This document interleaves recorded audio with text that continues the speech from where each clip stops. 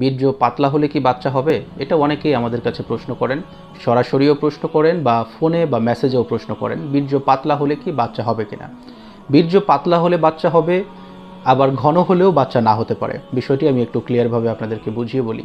বীর্য ঘন বা পাতলা যাই হোক, এটি আপনার বাচ্চা হওয়ার জন্য কোনো ইফেক্ট করবে না। এই চিন্তাগুলো রাস্তার ক্যানভাসাররা আমাদের ছেলেদের মাথায় ঢুকিয়েছে যে আপনার বীর্য পাতলা, তাহলে আপনার বাচ্চা হবে না, আপনি নানান ধরনের সমস্যায় পড়বেন।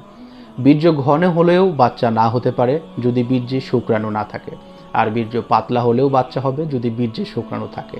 অতএব এটি নিয়ে যারা অযথা টেনশন করছেন তাদেরকে বলবো যে এই সমস্ত রাস্তার ক্যানভাসার অথবা যে বন্ধু আপনাকে এই জ্ঞানগুলো দেয় সে বন্ধু নিজেই জানে না, ওই বন্ধুর থেকে জ্ঞান নেওয়ার চেয়ে ভালো কোনো ডাক্তারের কাছে যে কোনো প্রশ্ন করলে সঠিক উত্তর পাবেন। অতএব এটি নিয়ে এখন আর টেনশন করবেন না যে আমার বীর্য পাতলা, এই বীর্য থেকে বাচ্চা হবে কিনা। আপনার বীর্য যদি বেশি পাতলা হয় তাহলে যে খাবারগুলো খেলে বীর্য ঘন হয় এই খাবারগুলো খেতে পারেন।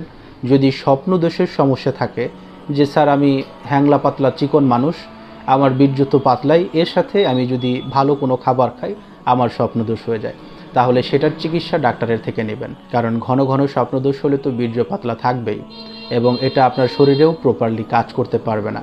ভালো খাবারগুলো খাবেন, স্বপ্নদোষ হয়ে বেরিয়ে যাবে, তখন স্বপ্নদোষের চিকিৎসা নিতে হবে। বসে বসে টেনশন করবেন না, অযথা মানসিক টেনশন মাথায় নিয়ে নিজের স্বাস্থ্যকে খারাপ করবেন না।